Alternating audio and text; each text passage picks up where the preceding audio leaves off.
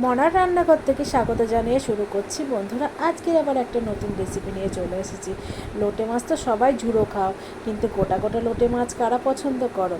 তা আজকে এই রেসিপিটা তাদের জন্য।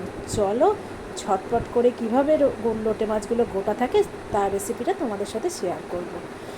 চলো, প্রথমে এই দেখো লোটে মাছ নিয়ে নেওয়া হয়েছে। লোটে মাছগুলো ভালো করে আমি ধুয়ে নিয়েছি। এবার এতে আমি একটু লেবুর রস হতে দিয়ে দিলাম, যাতে কোনো গন্ধ না বেরোয়। তারপর হচ্ছে ওর ভেতরে স্বাদ মতো একটু লবণ, মাছগুলো মাখানোর মতো যেটুকুনো লবণ লাগে সেটুকু না, একটু সামান্য হচ্ছে লঙ্কার গুঁড়ো, আর হচ্ছে সামান্য একটু ধনে গুঁড়ো, আর আমার সামান্য একটু জিরে গুঁড়ো, এই আর হলুদ দিয়ে আমি মাছটাকে একটু মাখিয়ে নেব।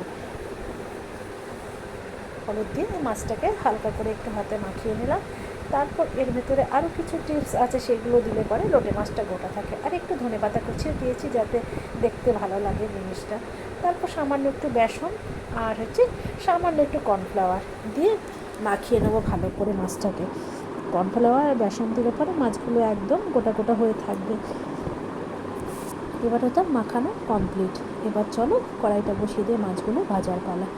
এবার কড়াইটা আমি বসিয়ে দিয়েছি। কড়াই আমি পরিমাণ মতো সর্ষের তেল দিয়ে দিয়েছি। আর তেলটা যে গরম হয়েছে, কিন্তু আমি এর ভেতরে ওইগুলো মাখিয়ে নেওয়ার পরও আমি হচ্ছে কিছুটা শুকনো ময়দা আর একটু কর্নফ্লাওয়ার, ওর মধ্যে স্বাদ মতো লবণ আর একটু লঙ্কার গুঁড়ো দিয়ে ভালো করে ওই ময়দাটাকে আমি মাখিয়ে নিয়েছিলাম। ওর একটা একটা মাছ আমি ওই শুকনো ময়দার ওপরে পোট করিয়ে আমি তারপর হচ্ছে তেলের ওপর ছেড়েছি, তাহলে মাছটা একদম পুরোপুরিভাবে গোটা গোটা থাকবে। দেখো গোটা গোটাই হয়ে আছে। এবার মাছগুলো ভাজা কমপ্লিট। ওই তেলে হচ্ছে গোটা জিরে, 5 ফোড়ন, তেজপাতা, শুকনো লঙ্কা আর গোটা গরম মশলার মধ্যে এলাচ আর দারচিনি আমি ফোড়ন দিয়ে দিয়েছি।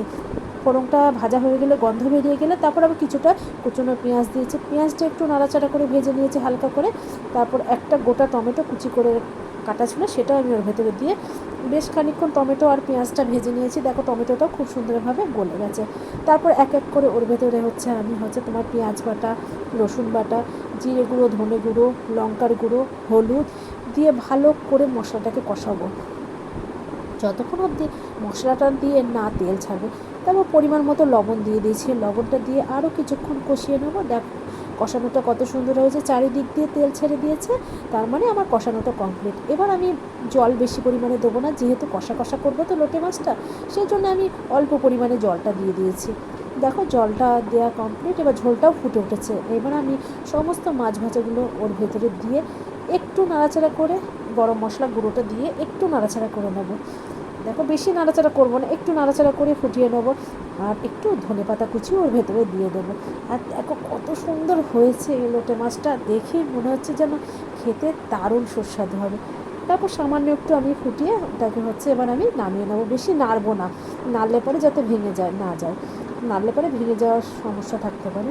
এবার আমি একটা থালাতে নামিয়ে নিয়েছি। ওপর থেকে একটু ধনেপাতা ছড়িয়ে দিয়েছি। আর এই গরম গরম ভাতের সাথে গরম গরম এই লোটে মাছ গোটা গোটা কষা দারুণ হয়েছিল। কি বলবো বন্ধুরা, খেতে একবার পারলে অবশ্য করে